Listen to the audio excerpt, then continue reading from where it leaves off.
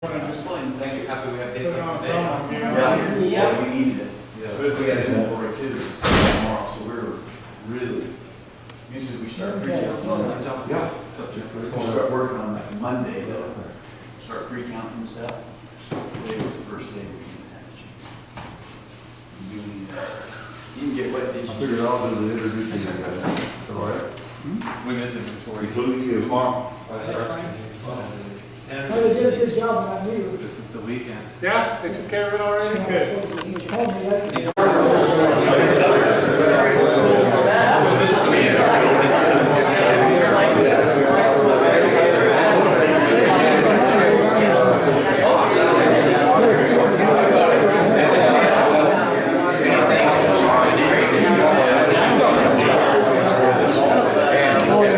Good afternoon. First of all, I don't know what I'm gonna do. It's still morning, but it's afternoon now. And it gives me a great deal of pleasure to introduce our general manager of the Paradise Irrigation District, George Barber. And he's the person that came up with the idea of having a lunch and put the lunch on, George. So he's gonna give you the official welcoming for the district. George? Thanks. Well, we really appreciate all of you showing up today and taking time out of your busy days to hear what we hope to be some helpful hints for you, some ideas, a little exposure with some vendors right here in our hometown. So we're glad you're here. I hope you liked lunch. I figured if you guys are willing to give up the whole afternoon, I'm willing to give you lunchtime. So thanks for coming. We've got a very busy agenda. Hopefully we'll jump around a lot, keep you awake and interested as we go forward.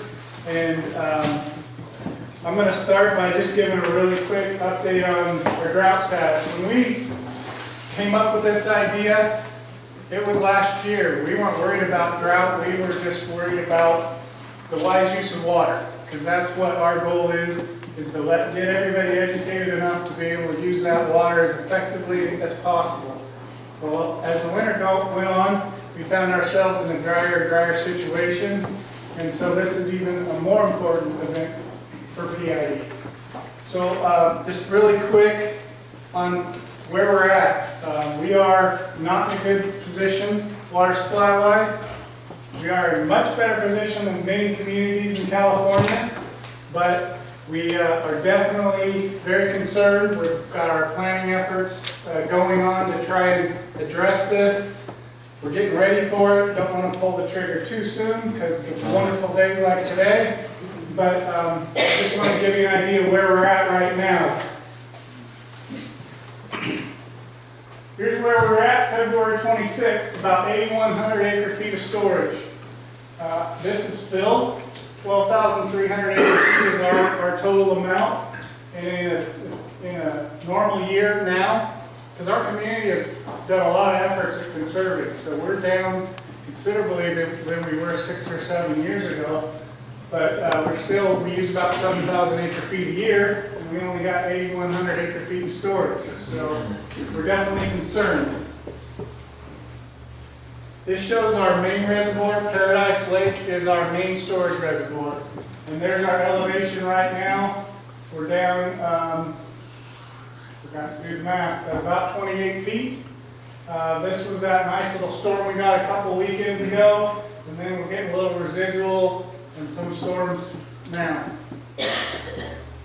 This same kind of information, but this gives you our average. So going back to 98, our average elevation at Paradise is the blue line. This yellow line is where we were last year. We were very fortunate because we filled before January 1st, or we'd be in a really bad spot because it was a very, very dry spring. And then this is where we're at right now. This is a new chart that I put together in response to drought concerns. So you can see this is using data that we for 2013. So our consumption in 2013 and how it would draw down our storage. So we're right about here now. When I started this chart, we were here, so we've gotten some improvement. But these different variations are reductions in our customers' use. So you can see if we do nothing, we project at the end of the year to have only 2,000 acre feet in storage. That's assuming no fall rains, etc., but that's still a little scary spot to be in. And we've got lines going all the way up to, this is a 50% cutback. It would put us at about 4,900 acre feet. With the last storm we got, my crystal ball says we've gotten to where we're only probably looking at 40%, not the 50. And ultimately, that'll be a decision our board has to make in March. And that's kind of where we're at with our supply.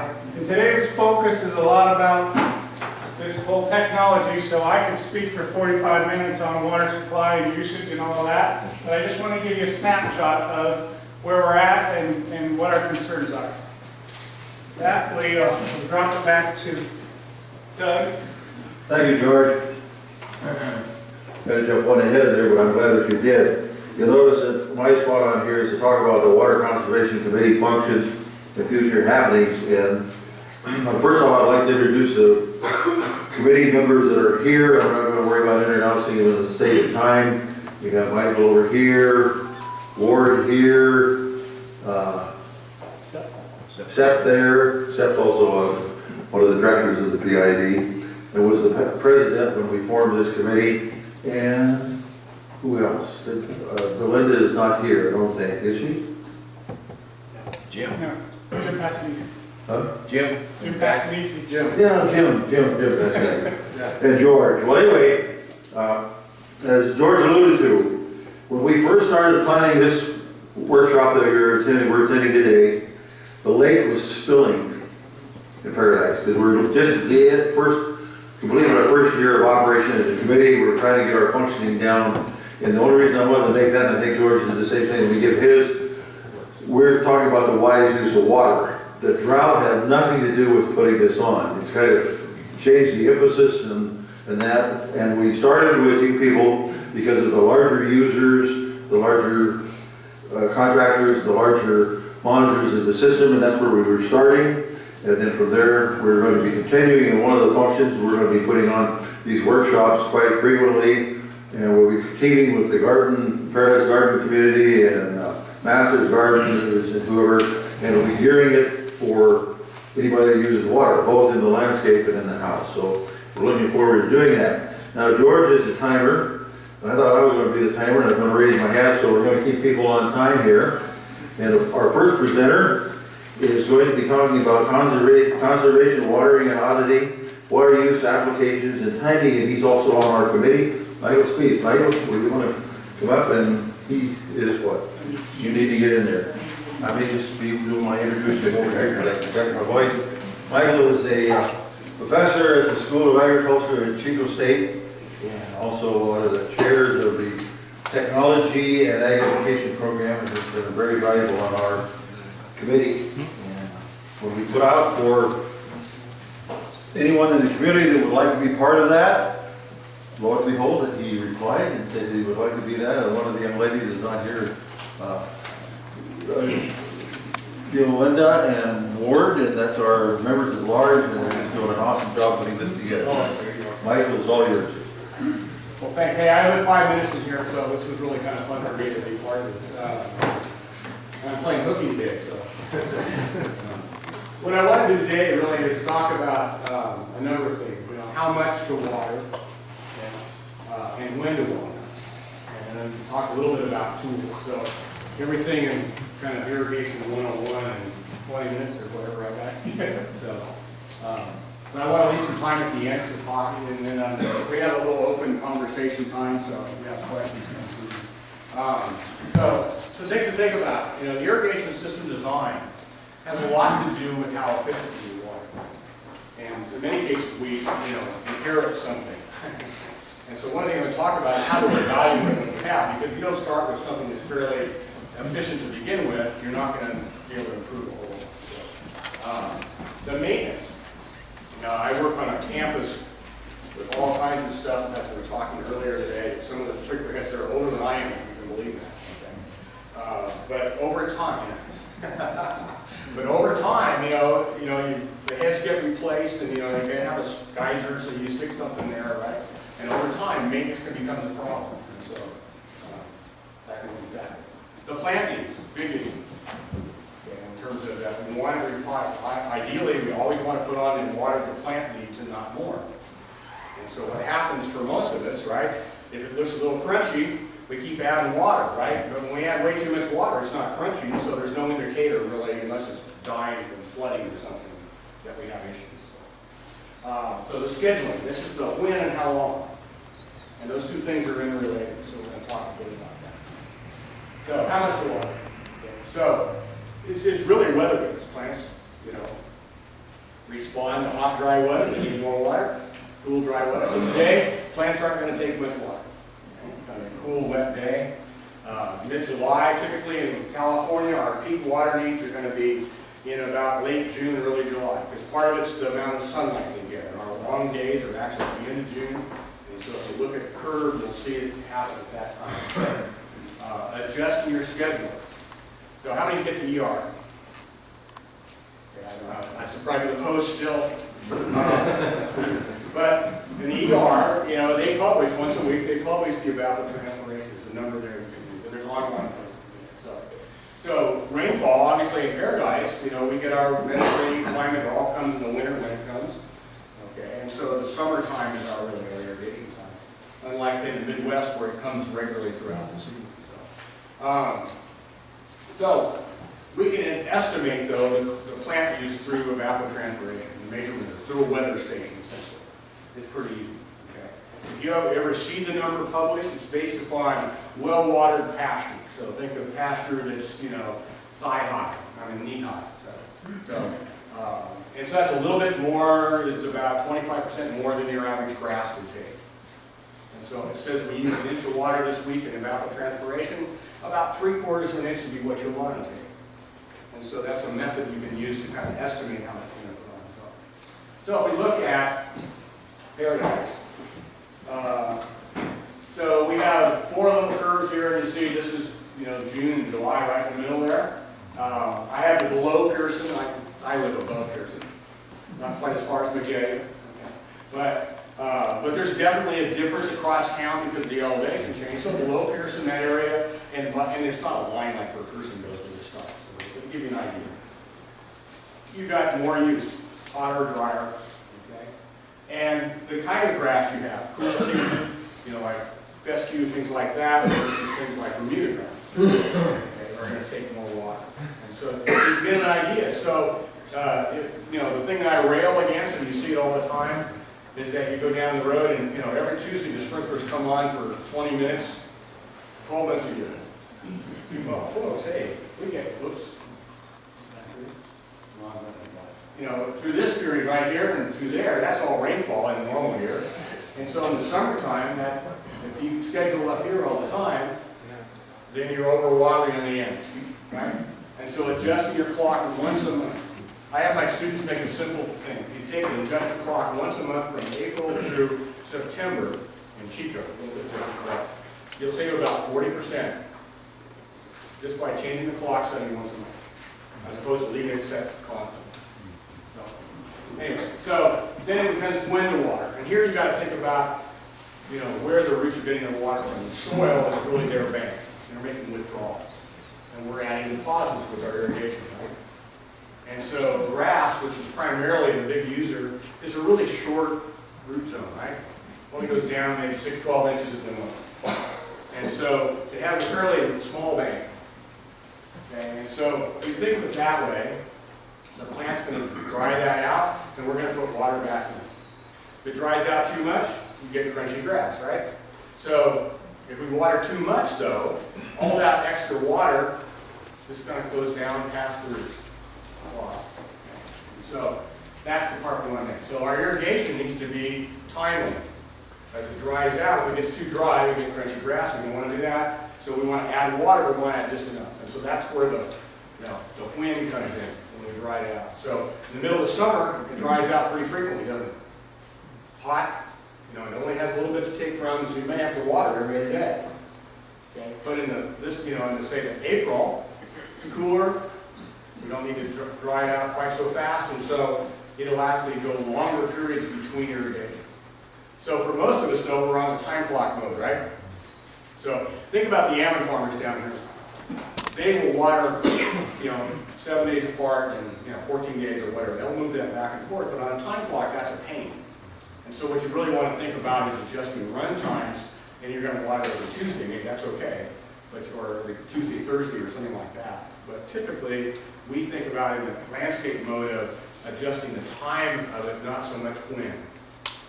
So when it's cooler, we're going to water fewer minutes. When it's hotter, we're going to water more minutes. As long as we don't dry that root zone out too much between waters, we're good. So, anyway, looking stress, plants are a great indicator. They turn brown because they don't make chlorophyll anymore, and usually that's a little late. They don't come back from that, so we don't want to go that far. But you'll see, because systems are not uniform, you'll see little parts, that drier spot of the landscape start to turn, and that's a good indicator, for you in terms of where you've gone too far. Anyway, so if we look at overwatering, it's really hard to see, because overwatering keeps the plants green, especially in well-drained soil. So unless you have clay soils where you got low spots where it's going to become, anaerobic or something, it's not going to be a problem.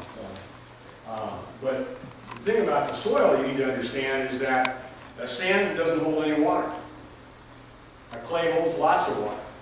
So think about the size of my bank now. If I have a sandy soil, I'm going to have to water almost every day in the peak time because it's going to dry out quickly. It doesn't hold any water. The quantity it holds is much less.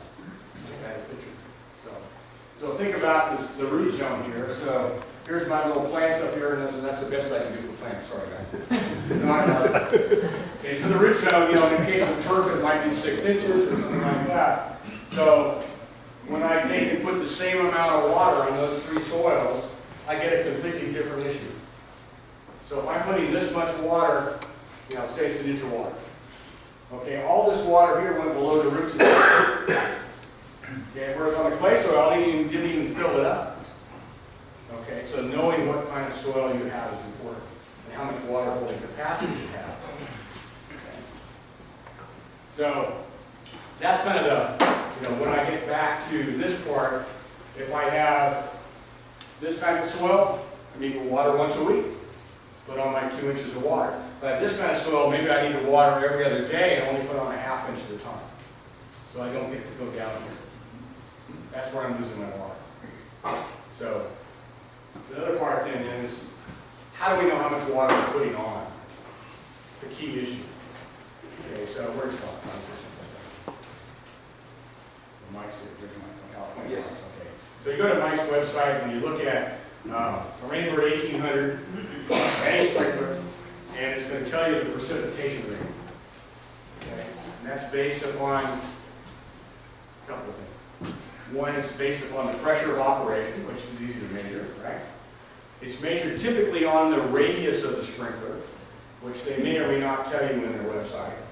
So if the sprinkler throws 30 feet, it's based on 30-foot spacing. Now, how many of you always have a exact spacing? No snickering now, okay? Because landscapes are not square other than football fields, right? So we typically don't have that, okay? The other thing is that most of those tables are also based on a half circle or something. Now, 1800 is a bad thing. That's a rotor sprinkler. I like 100 I-20 or something like that, any kind of rotor sprinkler. And so if you have a full circle, it puts on half that. If you have a quarter circle, it puts on twice that. And then they're all overlapped in special ways, right? And so one of the things I want to talk about today is how to find out how much water you're actually putting on. And we measure that in inches per hour. So if I want to put on 2 inches of water, I need to run for 1 hour. If it puts on 2 inches per hour, something like that. Does that make sense? If I put on a ½ inch an hour, and I want to put on 2 inches of water, I need to run for 4 hours.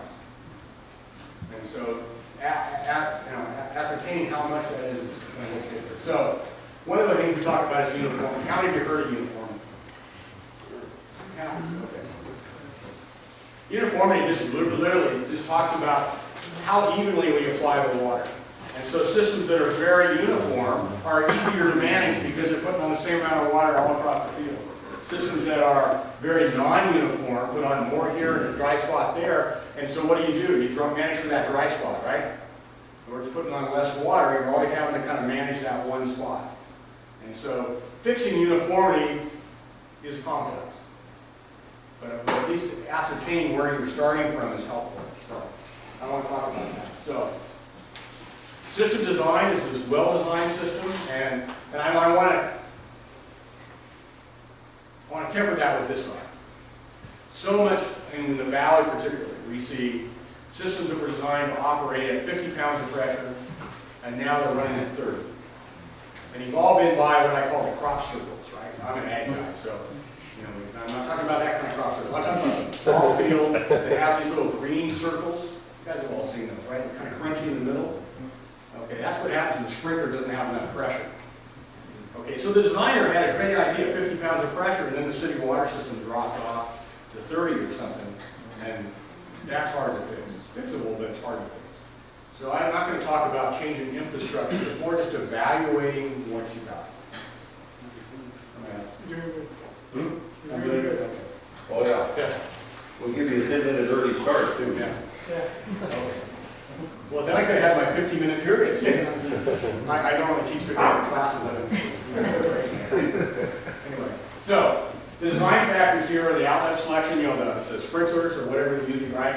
And the hydraulic design of the pipe, and both of those affect that. So the easy part to fix sometimes is fixing the sprinklers. They can be replaced, but the pipes under the ground, as we know, are expensive. Okay? And a lot of small landscapes at homes and stuff are very poorly designed. Okay? Because they went down to Home Depot and they bought half-inch pipes that was cheaper than 3/4. Okay? And so you're nodding, you've seen those, okay? And so that they have lots of different pressure drops across the system. Those are harder to deal with. Anyway, so in a poor uniform system, we have watering that takes place like this. So this is overwater, it's going down below the root zone. This is we're not putting enough water on, it's drying out, so this becomes kind of the crunchy spot. Okay? In a better system, it's never going to be 100%, folks. Okay, but it can be close. Okay, and so systems like you've all seen under tree micro sprinkler systems with little hoses on the ground. Those are typically 95% efficient, or not 95% uniform. Very highly uniform. Really easy when the trees are all straight and, a little harder in your landscape. So our standard, I should mention this, our standard is 75%. So anyway, so if we can figure out kind of the area that is dry or how bad we are, we can make a decision. So if your uniformity is running, say, in the 30s and we're supposed to be at 75, we should be thinking about system problems, right? Or maybe better maintenance or whatever. So a good example of maintenance is, how many of you work on systems that have rotors? Okay, so a quarter circle rotor and a full circle rotor, if they have the same nozzle, put on vastly different amounts of water. And so a lot of designers will put on, smaller nozzles for the corners and bigger ones for the middle. Well, that was good when they put it in 1975 or whatever. And so over the years, you got a geyser here and you put a new one in. You can't have the geyser, right? And so I had a number 6 nozzle and I put in a number 1 nozzle instead. Okay, fast forward to 10 years of that kind of maintenance, and it's not what it was when it started out. That can be back in the years. But those are the kinds of things where maintenance comes in. Anyway, so, this has got a lot of words on it. Anyway, so the main thing about non-uniformity, the take-home message here is if you're not putting on uniformly, then you almost have to take and manage to the dry spots. Where it's bad. And dry spots sometimes can be a flood sprinkler. That's pretty easy, but oftentimes this is the way it's over time it's developed, and so that's really hard. If you manage for the wet areas, then you're going to have crunchy stuff. It's not going to be good. So both of these make it hard. So uniformity is key. And so the main thing about non-uniformity is we have excess leaching. We send that water down through the root zone. In agriculture, that's a concern to us for actually another reason, because everything that water carries with it goes into our aquifer. So not only did I pay to pump it up there, but I just took all my fertilizer and sent it back down into the aquifer. Okay, up here, we go down to the lava cap. We have 4 feet or something that's going on. So it doesn't really go too far for us. But certainly Boston, from a PID's point of view, they treat all that water. So not only does the reservoir go down, which I'm sure George is concerned about, but we pay to put chlorine and stuff in that, or whatever we do, and again, it's just wasted water. Right? Anyway, so core design, changes in pressure, and core maintenance are all contributors to this. So this is not about how you're running the system, but this is about the condition of the system. Okay, so we can measure uniformity pretty easily. And I brought my props with me. I was going to bring some actual things here, but you can measure. I've done this at grammar school kids. It's fun. Okay, you go out on your lawn, you take the dollar store little things, and these aren't really official ones. They're not ideal. And you go down to Kmart and you buy yourself the smallest measuring cup you can buy that has milliliters on the side, and you can measure uniformity. And it's not hard to do, but that will tell us then what the system's actually putting on. I just measure the rainfall, the precipitation rate. So just like if I were to stick my rain gauge outside right now, I would measure how much rainfall we had. I want to measure how much my sprinklers put on. Same idea. Really easy. And so we know that they have poor uniformity will waste water, but at least gives us an idea, a benchmark for where we're at. So one of the things I like to do is that when you go to auditor school, you learn that the first thing you do is fix all the maintenance items, then go out and test it. I like to test it first. I want to find out how bad we really are.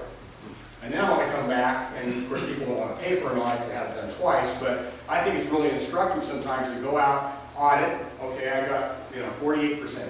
I went out and just fixed the heads, okay, now I'm at 64. Cool, that was just maintenance. Okay, so that can help me a lot. Now I can figure out what I might be able to do to bring it up to my magic 75, which may or may not happen, okay? So again, looking for ways to do that. So catch cans. So these are dollar store ones. The reason these aren't ideal is they don't have a narrow lip on the edge. Ideally, you'd like to have something with a sharper edge on it. The professional ones I use are about $5 to $6 a piece. They're available from Utah and San Luis Obispo. These work just as well. I've had my students use all three kinds, and statistically they don't turn any different. Soup cans.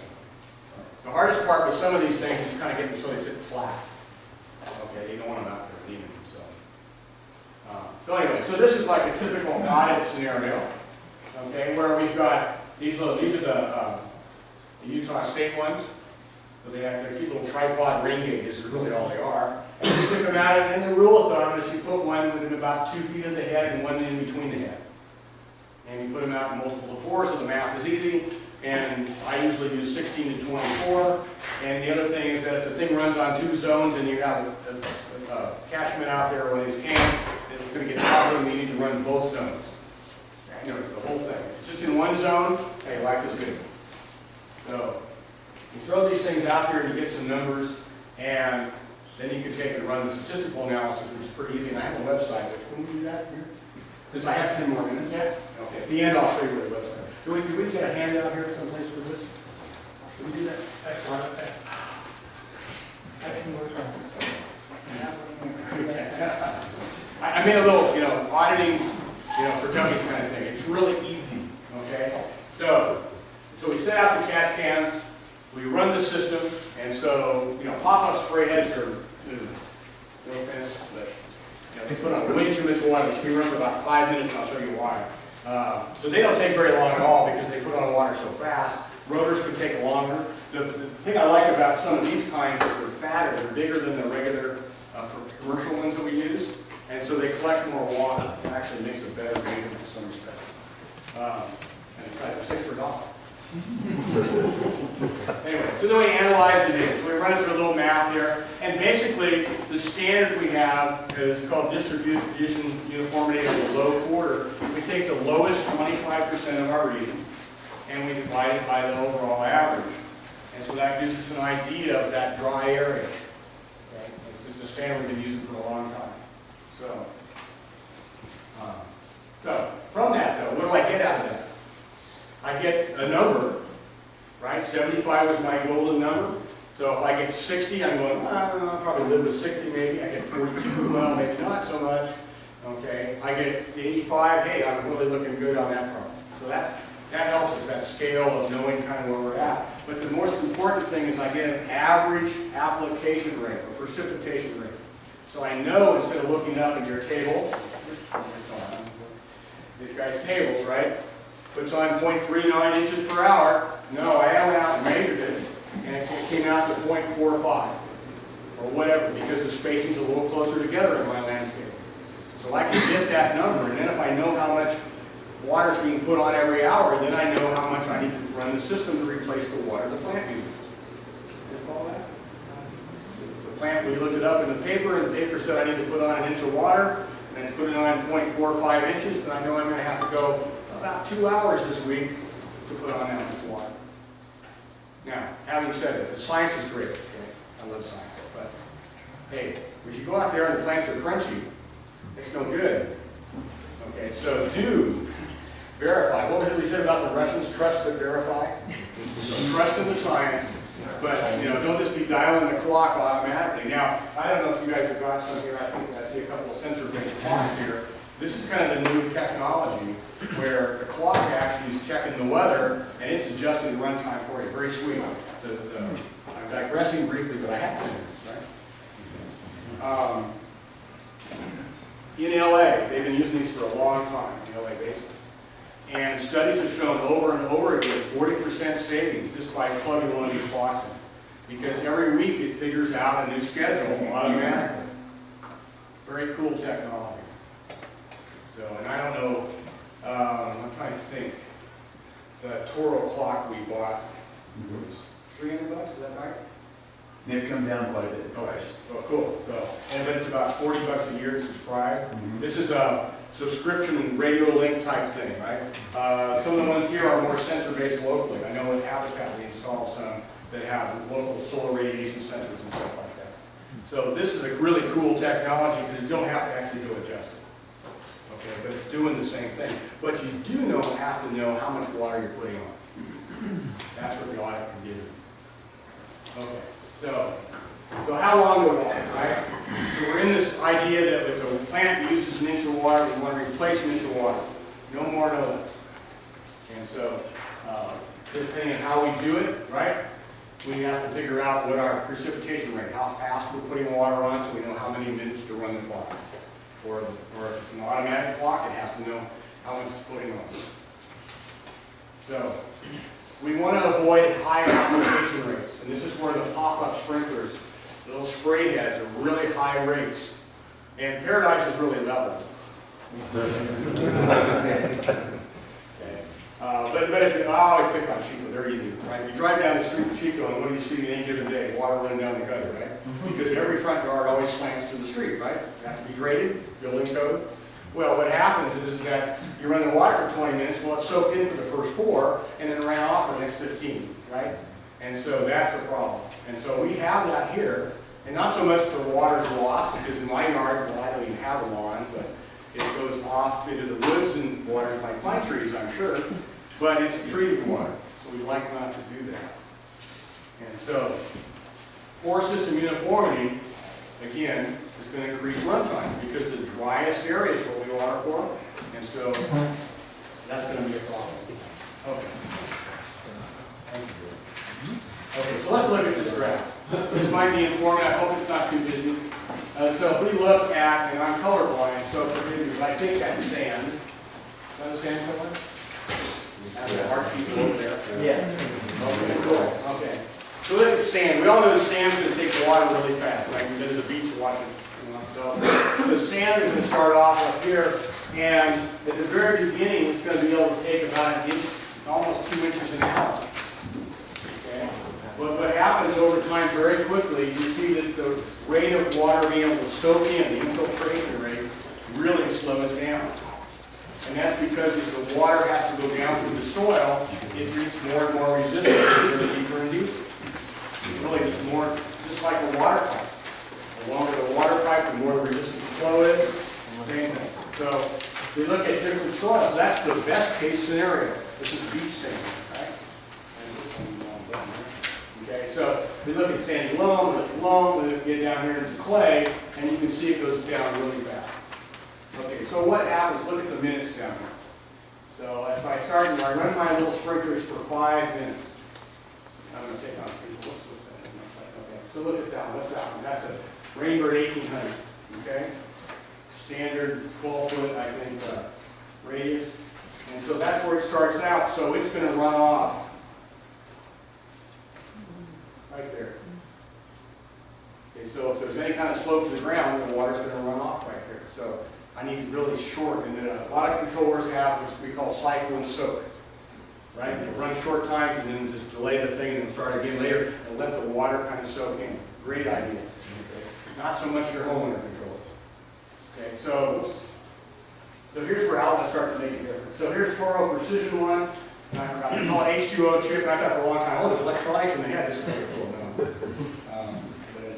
But again, it's one of the, what I call a new generation of sprinklers that are really lower application rate but are used in where spray heads are normally used, which is shorter distances. Okay. Okay. There's 100 MP rotator. Okay. So those 3 heads are basically interchangeable. Okay, now, the manufacturers may disagree, but in terms of landscapes, they're basically interchangeable. So one of the things you can do if you've got these is retrofit them with a lower flow head. And this is kind of funny because the campus got some bad PR recently because Cal Water has a deal with Toro, I think, to provide these for free, right? Okay, so everybody said, well, how come you didn't take them? Well, first of all, they're only a replacement for Rainbird 1800s and that style head. Okay, and so where I have rotors and stuff, you can't use them there. And so, you know, it's one of those things where it sounds good, but watering irrigation is not like changing your shower head to a low flow shower head. You know, if you change to a low flow shower head, you take more showers a day? Probably not. Life is good.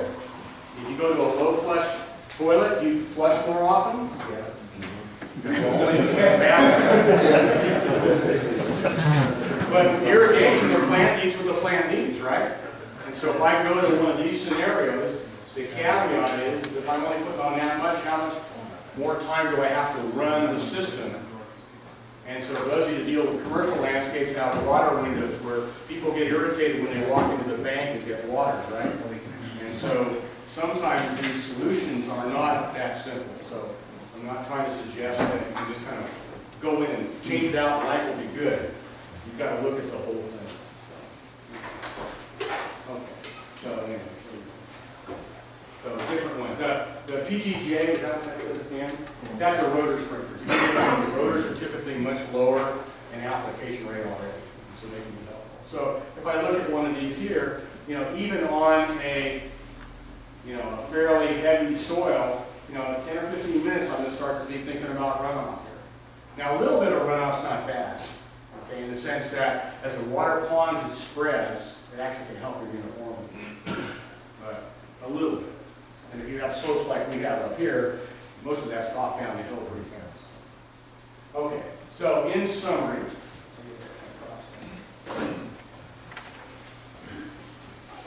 overwatering is oftentimes undetected because if the plants are green, we're happy, right? And where's the water going? This is the quiz.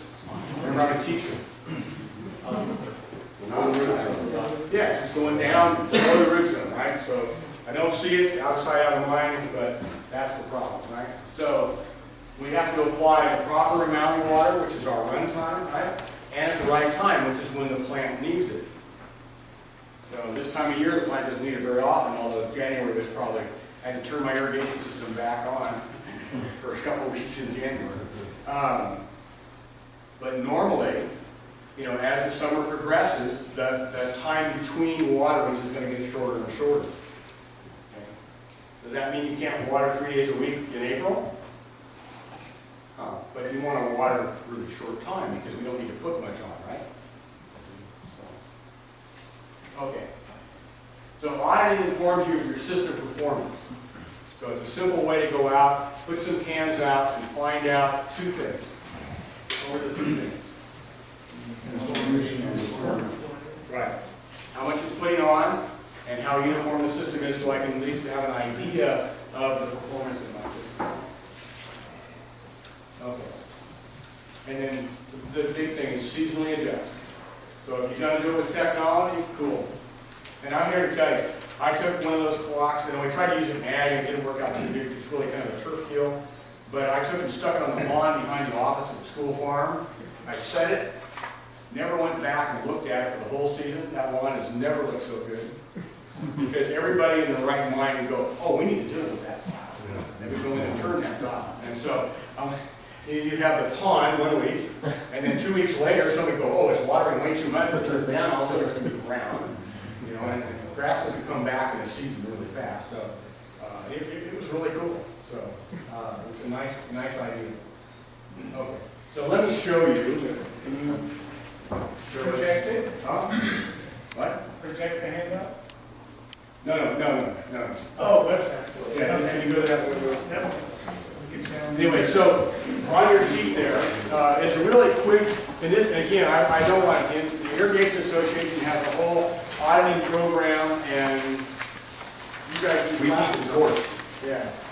And so you can go and become certified auditors, and we really need more people to do that, I think. Because I'm hoping at some point in time that every school district, municipality that has an irrigation system installed will have it audited, and if it doesn't meet standard, they'll have it fixed. Because if it doesn't start out at standard, it will never stay that way over time. So, but that's my personal thought. Oh, you technically know where it is? Where's the hand? I don't know where I'm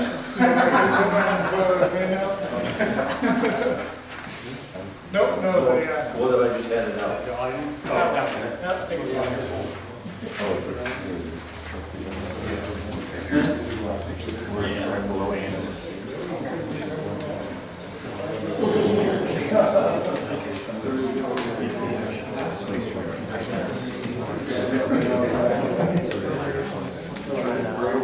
Yeah.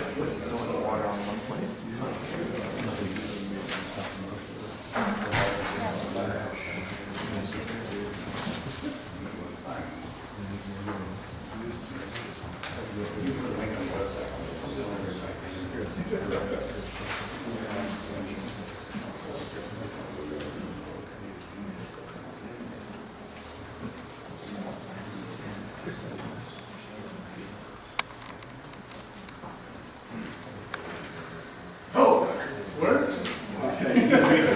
My typing's pretty lame.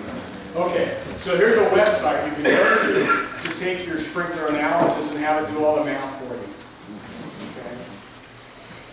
And I only charge for it 5 cents a ton.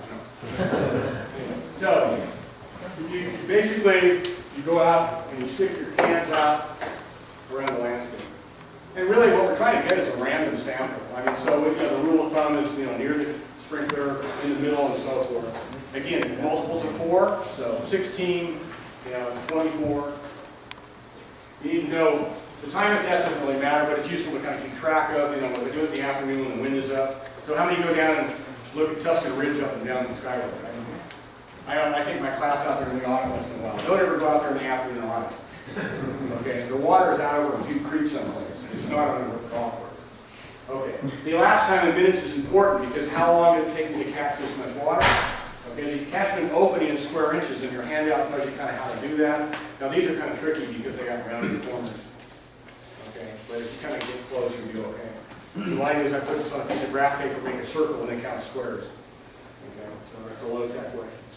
And then the volume units in milliliters or ounces. So I personally, these aren't too bad. They have reasonably close together graduations, but the more accurately you can measure the water, the better off you are. Okay. Oops. And then you put in your numbers. And it will then calculate. Here, I guess I can do this. We have the technique.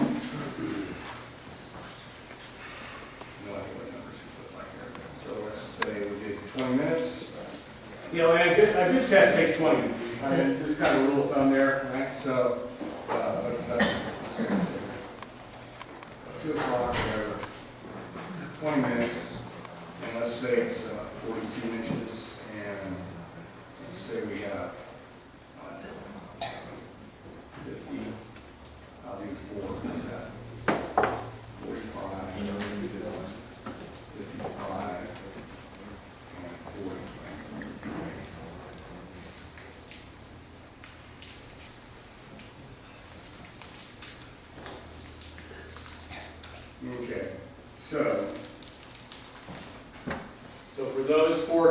documents, I ended up with, what did I end up with?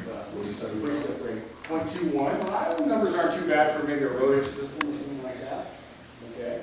DU to low quarter, which is what we're talking about. Now, we've been working on an irrigation thing for a while about talking about DU of the low half because of horizontal movement of the, so heavier soils particularly, there's a lot of movement in the soil in the root zone, and so that, but it's not as really kind of published standard yet, so kind of there for an interesting area. So, so that's the number really we're looking for. What's that precipitation rate? So that's what I use the schedule. So if I run the system for an hour, it's going to put on 0.2 inches on average across the system. That's the number that I really want.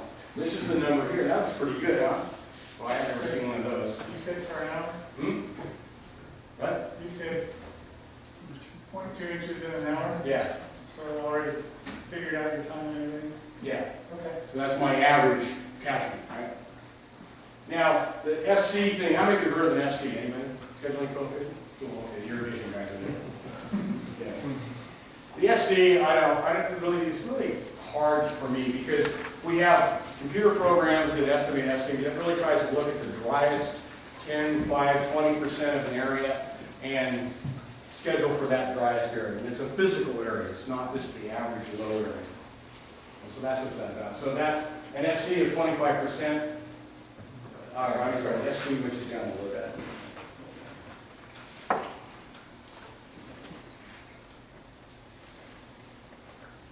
There we go.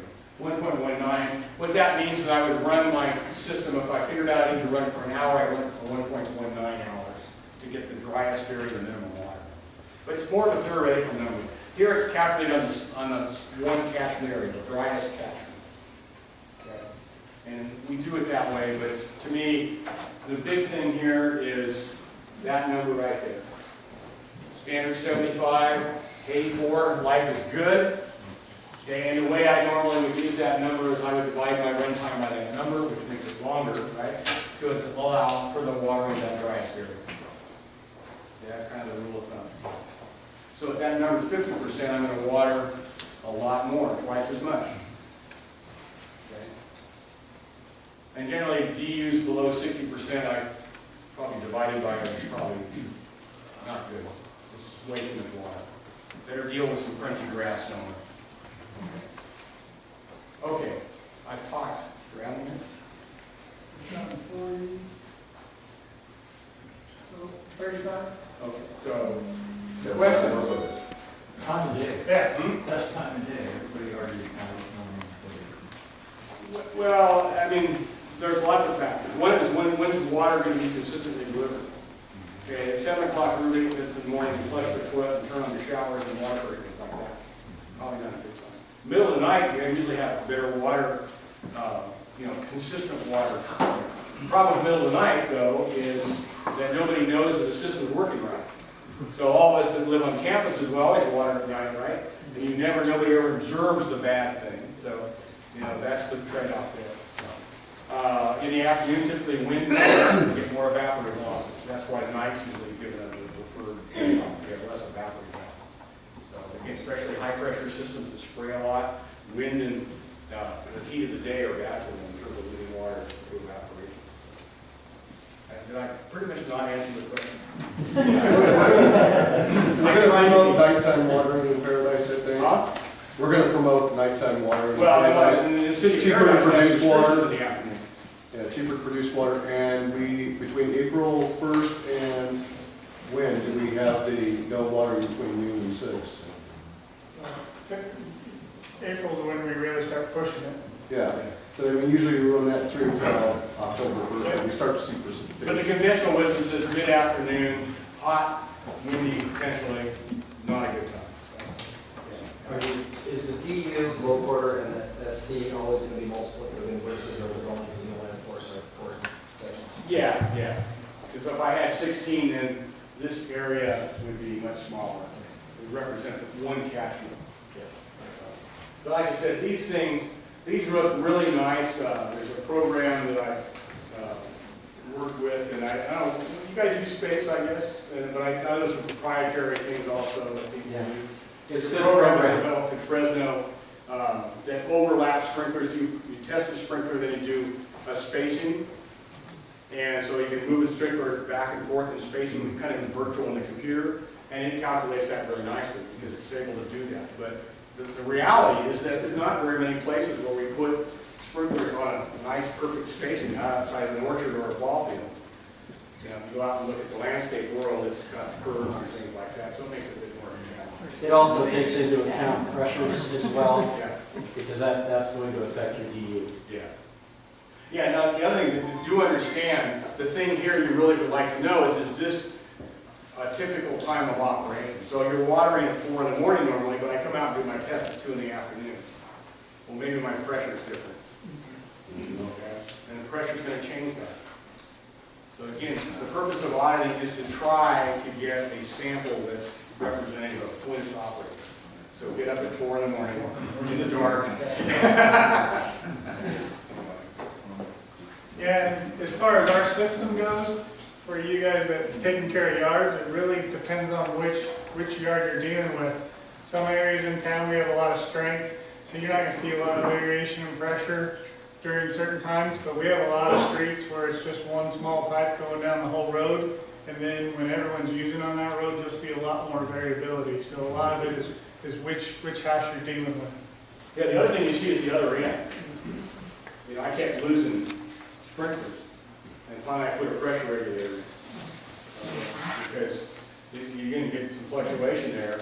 And when we get high pressure, I don't know how slides work. When we get high pressure, you get very misty, you know, and you know, stuff goes everywhere, and so that can change, you know, your uniformity radically. So the sprinklers are designed to operate, and I always tell people, the people that make these things, they publish a range of pressures for a reason. So if it goes 30 to 50, then you don't want to operate the thing at 60 or 20. They figured that out. That's why they give you those numbers. And so if you have a condition, high pressure is easier to deal with because you can deal with the pressure regulator. Low pressure is not so much. George, what's probably average pressure in town? It really isn't. Trick question. We've got 6 different pressure zones, so in that area, you're dealing with everything from 60 to usually about 120. So you could have, you could have anything anywhere in this town. Put you on the spot with that one, sorry. Yeah, and there are tools to measure that. Like they make little gauges that have a little stop on them so you can measure maximum pressure. They're really cheap. I don't know, somebody's here from Ace. Did I see an Ace person? Do you guys carry this? Yeah, and you can put them on a hose bib, turn them on, leave them there a week, and they'll tell you what the maximum size is. So those are really easy to get, you know, in terms of static pressure. We use a thing called a pitot tube in a sprinkler. It's just got a little tiny tube, and you stick it in the nozzle of the sprinkler, and you can measure when running what the pressure is. We also make cute little adapters for sprinklers, so you can actually put a pressure gauge on top of the sprinkler. They're easy for that. So those are things that you would want to do if you want to go to the next level of trying to figure out what your system is. I didn't really talk about any of that in my auditing for, you know, simplicity. So. Other questions? Michael, thank you for kicking us off in really good shape, and you're actually just a little early, but that's fine. Good. Okay.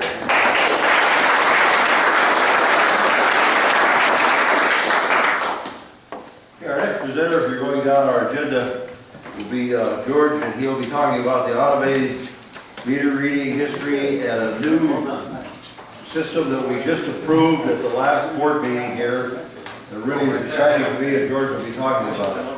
Now, if you'll notice out here, from there that we go into our irrigation and product technology people that are here and set up. And then after that, we're going to have a short break. And then there will be a time for a round, I call it round tables, but we call it the attendees share flow, and it'll be around these tables, and our presenters will be here, and I'm sure we'll scatter out. And that will be a good time for you to dialogue between yourself and just questions asked. George? All right, thanks. Again, I'm here to learn probably as much as you guys are, and I just jump in here to give you a little PID stuff. What I want to let you know is about going on almost 5 years, we put in a fully automated metering system in our whole district. And so that not only allowed us to read meters automatically, we get readings every single day from almost every single meter. We get about 90 8% of our reads come in every day. And so, great for us. We've got, safer employees. They're not trucking around the town every day of the month. We've got good data, and it's really helped. One thing that we've been working on to try and help all of you folks is we collect a lot of data, and that's useful to irrigators. So what this does is our meters collect 60 days worth of data, just right there in the little box. It's sent every night to different, it goes out to about 14 different locations in town. Each meter talks to the other meter and tells them what Joe has and all the way, and it gets sent to Texas. And from Texas we get it. So then we get that information, like I said, every day. So we can generate monthly, daily, hourly graphs for every single meter. We can also give you numeric data if you want to dig through all of that. So some of the services this provides leak notification. Some of you may be aware, we have a way of contacting you when we get a leak flag. If it's a low rate leak, we'll send out a letter. If it's a higher rate leak, you get kicked into our automated phone system. And that's helped a lot of people. We've sent notices to thousands and thousands of people. And we also review every day who's using a lot of water. Even if it doesn't register as a leak, some people will see a spike, but because of their system, it doesn't necessarily see it as a leak. The only time a leak flag comes up is when there's continuous use for 24 hours. So there's a lot of data and it's very difficult to deal with.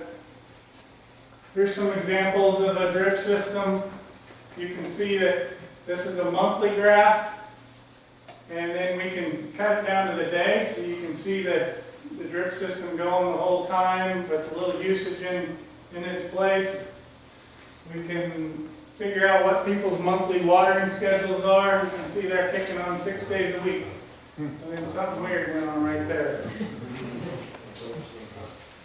Here's a snapshot of a whole week. So there's Saturday usage, Sunday, Monday. So it gives you a really good picture. As an irrigator, you guys would really be able to pull out, especially if you know what the timings are set, etc. What's going on, what kind of volume is going through the meter. And you can even compare timer changes. So if you know where you're at with your timers, we can give you a graph up to when you changed it. And then after it's in place for a while, you can come check with us. We'll give you that graph and you can see what the results were. It doesn't record use by the minute. It's not real time, but one day that's pretty quick. It doesn't locate leaks. Some people think that little radio is going to tell you where in the yard it's going to be, but it doesn't do that. It's not volume. It's 24 hours of continuous use. And we've actually taken that flag and even further dug into the data, and we kind of dig through it to make sure. And we only look at 1 to 3 in the morning and see what's going on there. And then it doesn't detect sprinkler system leaks because they're only happening when your irrigation kicks on. But if you start digging into the data, you're going to see a change in that usage when the timer's on versus what it was doing before. I'm going really quick because last week the board approved us contracting with a vendor to provide even more service to you without the effort of coming in to us and asking for charts, etc. It's called Aquahawk. So in about 6 weeks, you'll be able to get a login and go on the internet, and you'll be able to see all of that information at your own computer at your home. So if you have lots of accounts in Paradise, we'll be able to work out a way so you'll be able to have access to all those accounts. So you, as their landscape professional, will be able to help use that as a tool to help minimize their bill and make sure they're using their water wisely. This is a little snapshot. I don't have a live demo to show you, or I would. This kind of stuff you're going to be able to see. So here's the account. This is going for, looks like a whole year's use of data. You're gonna be able to see what the water use was, what it was the prior year. It does this function. Paradise is very unique because every yard is different.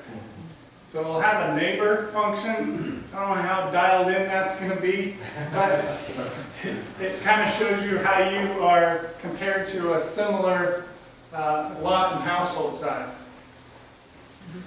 Get you all the way down to the numbers. You're also gonna see we're gonna have a connection to temperature and rainfall data. So you can, if you do have a rainfall sensor on your irrigation systems, you'll be able to tell whether it's actually working or not, things like that. Next slide. This is a very great tool. I know it'll be really good for individual users. You guys will have to figure out how it works for you. But with this system, you're going to be able to set up an alerts. So it can be dollar amounts or it can be usage amounts. And if you exceed that usage amount or even start approaching it, you'll get a text, an email, phone call, however you set it up. Also, leak notifications will come the same way. If it detects a leak in your system, you'll get a text message, you'll get an email, something along those lines. So it'll help a person manage their water use. And that's really it's important now, but it may become more important because we're looking at a change that's completely up to the board at this point. It's going to move our revenue stream a little more focused on consumption. We're pretty heavy on service charge right now, which doesn't encourage people or give them the kind of financial incentive to make changes in their watering. So we'll kind of try and flip it so that it's a little more consumption driven. And again, it was really fast. Yes, sir. I have a question. Is there an option on that, if you go back to that previous slide, to put ET on it? We'll find out. Because that would be kind of cool if you could see what the ET was looking like, because that's what we're changing the schedule. Yeah, we'll look into that. So you're providing, as a purveyor, the information, and then your customers get free access to the website, is that how that's working? Yes, no, free service to the customer, so they'll be able to look at their new meters data. Yes, sir. What are those two lines, watering required, indoor required? What are those? On right in the little box. This one here? Yeah. I'm not sure. Like I said, we just approved it last week. So but that could Maybe outdoor and indoor water. I just wonder if it's budget based on the square footage of land. Very well. There's a lot of districts that do budget-based watering or billing, Things are going. and that's probably the tool. I'm going through it quick, one, because it's brand new, and two, we have all your names. We know who you are. And so when we get it developed, we're going to send you out another invite to come, and we'll have a very good demo on how it operates. We'll have a live system running, so we'll know how to use it better, and we'll be able to show you guys all how to use it too. Any other questions or ideas? Is it gonna give last year's data as well, or is it gonna take a year to get last year's data on this? Nope, we have 5 years, I think at least 4 years of Datamatic data, so it should be able to actually go back all 4 years. So it's not going forward, we'll get all the history built into it as well. So we're pretty excited about it. It's going to be no cost. It's costing the district $10,000 to set it up, which is worthwhile for the conservation we're going to get out of it. And then it's only about 10 cents a meter a month. So we're hoping to really roll it out and get a lot of people interested and really get to know their watering better. Yes? Just a question. I know a lot of meters in Paradise are within mobile home parks. And I've been trying to teach people who have larger landscape areas how to properly water, but they're not going to be, this system is not going to be available to them, right? Where it monitors their water. Correct. Okay. Most mobile home parks in town have a master meter that will have this access, but all the individuals no. Where I live, we have our own meters, and my meter is read every month. And But not by the owner, not by PID? not by PID, Correct. it's read by a server. Yeah, so unfortunately, that type of data won't be available for those individual lots. Right, because I live in a place where there's large lots, and I take care of a couple gardens in other places where there are large lots. And I've been trying to teach those people how to efficiently use their water. And Mhm. nothing to go by. Yeah, it's tough. Other question? So you mentioned something about maybe getting upon managing somebody's water, getting access with their approval to Yes. their records. Yes. And that's all it'll take, and I get dialed in to their. Yes, our relationship always with every account is with the owner. So as long as the owner is willing to give you access, you're gonna get that access. And when you understand it enough to tell them how it's gonna save them money, I bet they'll give you access. Anybody, yes? What relationship do you have with homeowners who are on wells? Plus, they have PID water for interior, and any monitoring or anything of wells, their well Nope. water usage, the aquifer, Nope, that's something that's all on them. all on it? Yes. Other questions? All right, thanks. Thank you, George. Good to keep hands I together. did, Doug, I think we should make sure we mention that, thank George and his staff for bringing Aquahawk to our attention, and that's something that we could utilize for our customers to utilize. It's gonna be a great tool, I think. Thanks, Al. Yeah, that's very true, Jeff. I mean, when we as a staff are starting to propose this switch to more consumption related, I knew we needed a tool to help the customers know where they're at. And so that's where we ended up with Aquahawk, much easier than trying to develop it in-house.